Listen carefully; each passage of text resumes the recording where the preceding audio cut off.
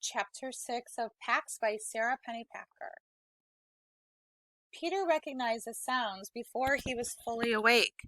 The footballs of a herd of just released kids, their hoots, the thumping of their eager fists into gloves. He scrambled out from under the bench and grabbed his stuff. Too late. 20 boys and their coach were streaming down the hill. Up in the parking lot, a bunch of adults were overseeing the dismissal, and some of them wore uniforms. His best option was to join the dozen or so kids who were already scattered over the bleachers, heads bent together in clusters of 2 or 3, and blend in when they left. Peter climbed the bleachers to the top row and dropped his pack. A kid watching a baseball practice. Nothing could be more normal, yet his heart skidded. Below, the coach started lobbing fungos into the field. The players were mostly the usual guys you expect to see on the ball field, all muscle and shout. Peter found the one he wanted to watch, a small kid with a straw-colored crew cut and a bleached-out red t-shirt, playing shortstop. While the rest of the players scrambled around like puppies, this kid was a statue, his hands poised waist-high, eyes glued to the coach's bat.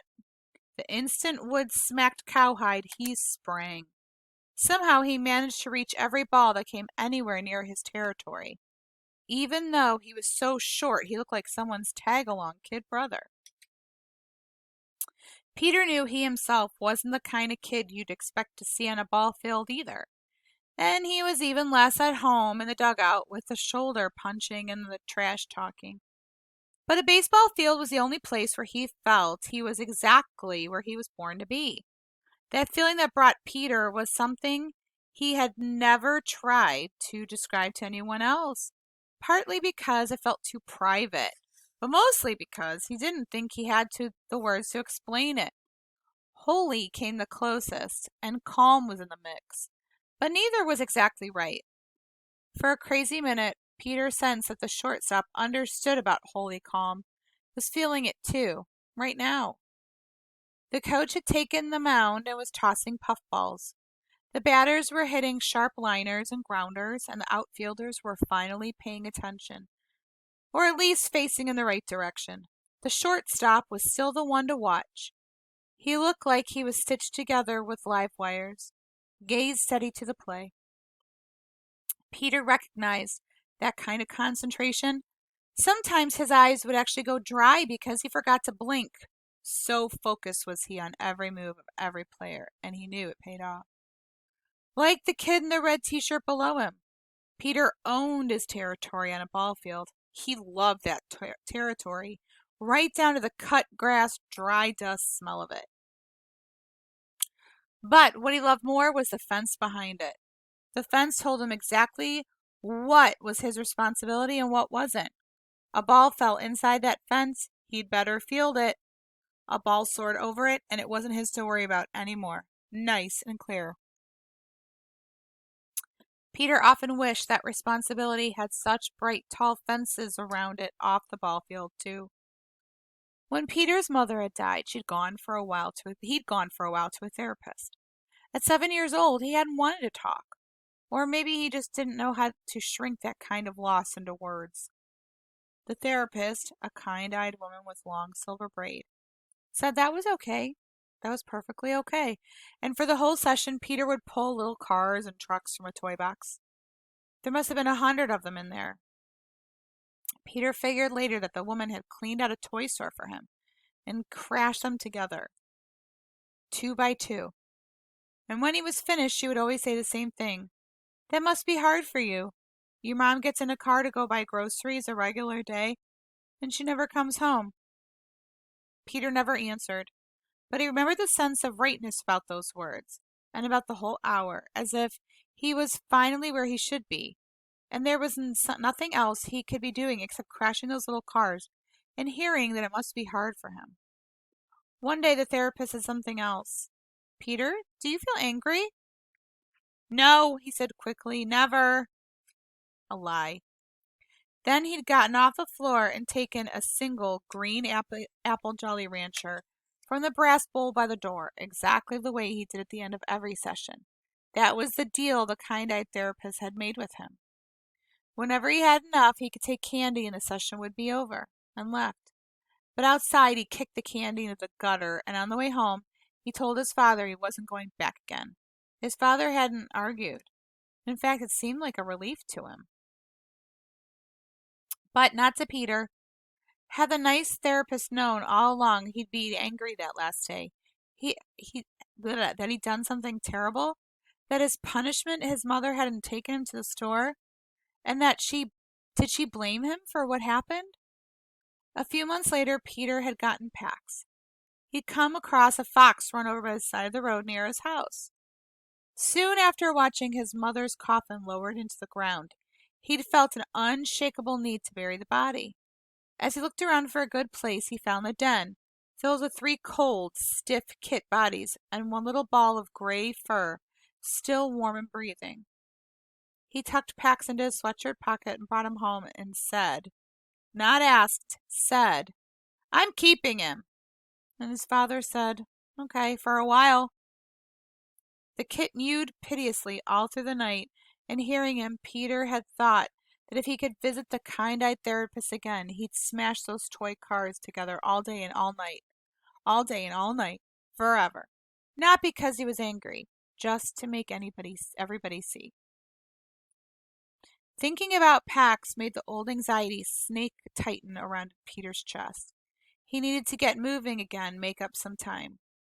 The practice was breaking up now, the boys loping in from the field, shutting equipment as they steamed past the dugout.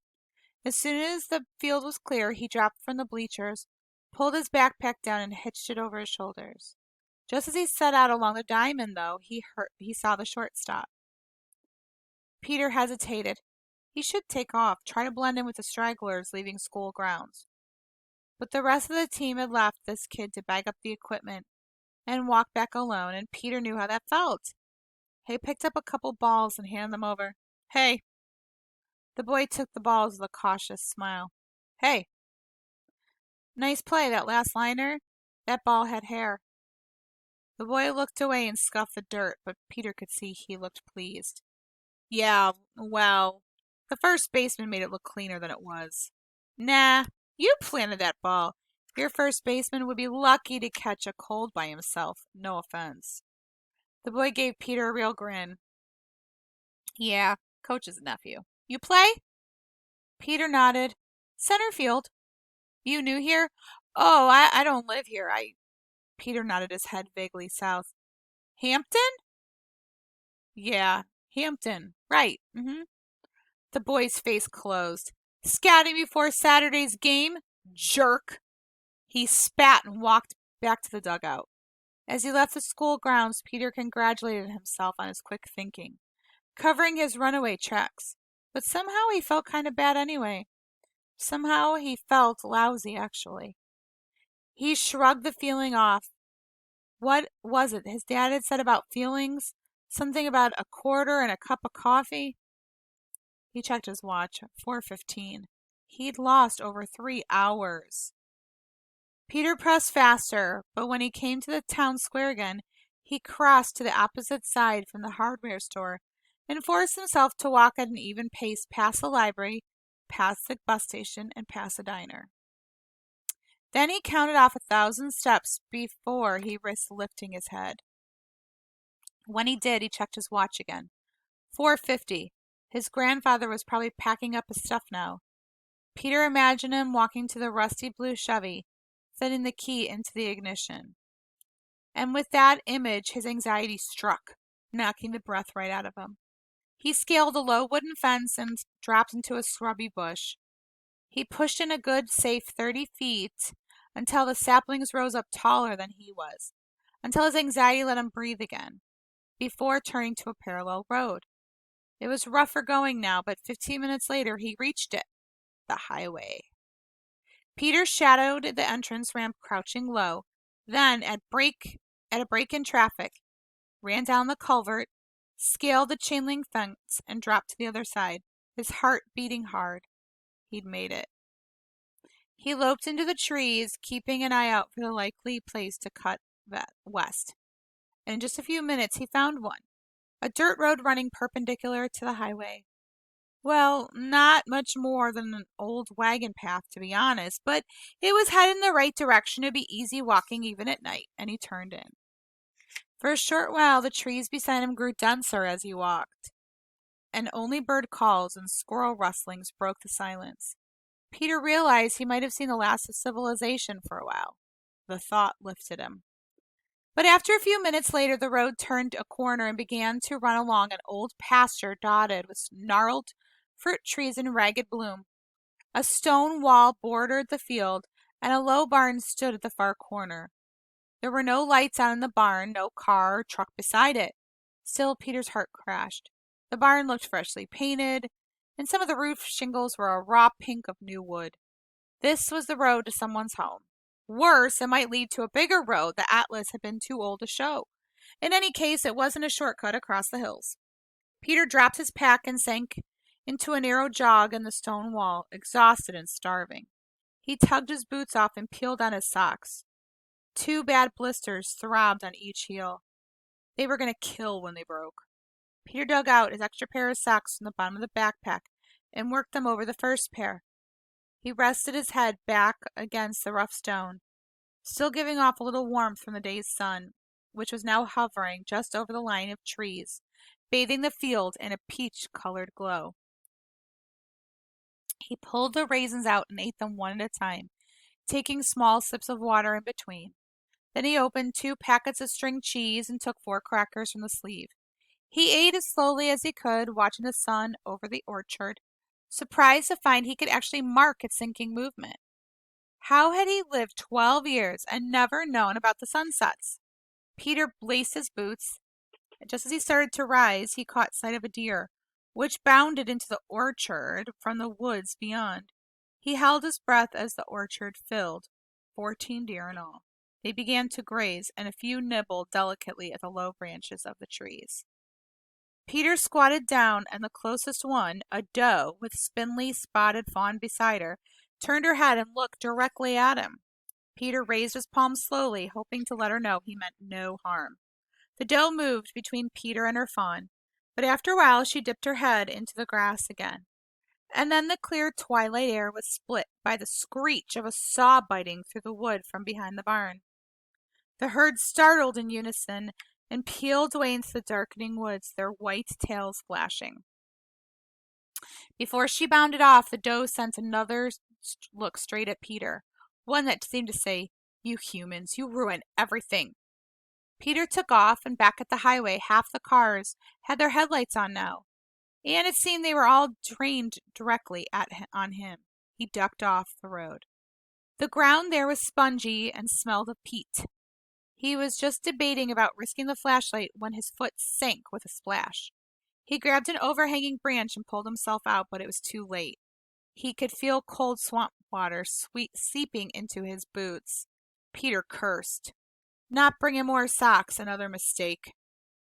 It had better be the last of this trip. And then, clambering back to higher ground, he made another, much worse mistake. His right foot caught on a root and he fell. He heard the bone break, a soft, muffled snap. At the same time, he felt the sharp stab. He sat panting with the stunning pain for a long moment. Finally, he pulled his foot free, unlaced his boot, wincing at each motion. He eased down the wet socks, and what he saw made him gasp. His foot was swelling so fast he could actually see it. Peter rolled his socks back up, nearly crying out the pain it caused, and gritted his teeth to work his foot back into the boot before it could swell any more. He crawled to a tree and pulled himself upright. He tested his weight on his foot and nearly collapsed again. The pain was far worse than anything he'd felt before. It made the broken thumb feel like a mosquito bite in comparison. He couldn't walk. All right, guys, see you in Chapter 7.